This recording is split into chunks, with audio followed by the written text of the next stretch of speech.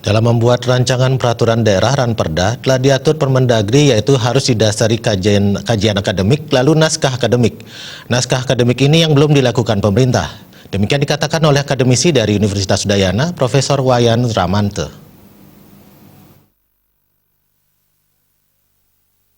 Ditambahkan Wayan Ramante, naskah akademik ini yang dibahas di DPRD sebagai dasar pengesahan ditambah kebiasaan yang berlaku di DPRD, yaitu berkeliling untuk menyerap aspirasi.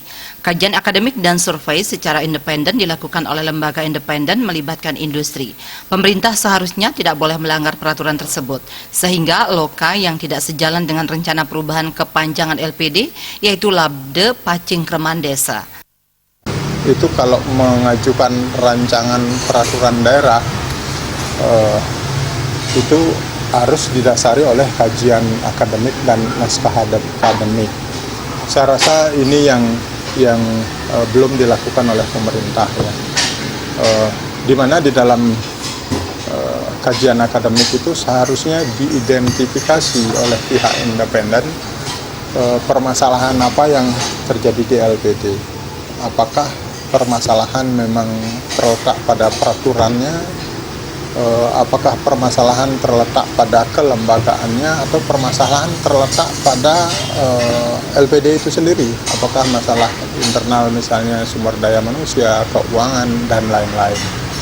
Nah, saya lihat permasalahan yang ada di LPD ini justru permasalahan SDM, termasuk di dalamnya apakah itu mental, profesionalisme pengelola, integritas, kejujuran, dan lain sebagainya.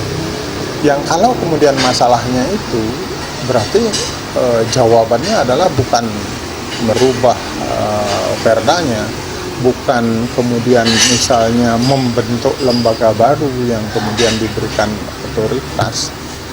Karena secara kelembagaan sebetulnya yang namanya LPD sudah ada dari sejak zaman dulu, yang fungsi-fungsi otoritas pengaturan LPD itu sendiri sudah dilakukan oleh lembaga yang namanya lembaga pemberdayaan atau pembinaan LPD, bukan lembaga baru yang harus dibentuk.